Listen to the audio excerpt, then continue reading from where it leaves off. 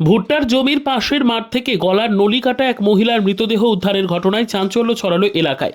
ঘটনাটি ঘটেছে উত্তর দিনাজপুর জেলার ডালখোলা থানার পালসা এলাকায়।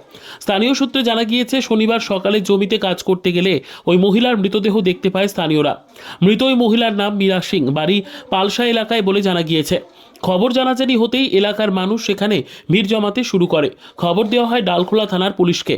খবর পেয়ে ঘটনাস্থলে পৌঁছয় ডালখোলা থানার বিশাল পুলিশ বাহিনী।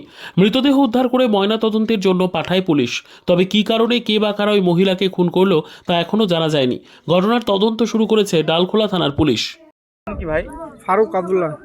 আচ্ছা, কি হয়েছে এখানে, কি দেখেছো? এতে সে সকালে এলাম আর কটার সময়? 7:15-20 হবে। এলাম, এই মেশিন চালু করলাম, মাকুর ভুঁয়ে জল দিতে হবে, তাই তো এসে দেখলাম যে মেশিনটা চালু করে এলাম পানির সঙ্গে সঙ্গে, তো দেখছি একটা লাশ পড়ে আছে।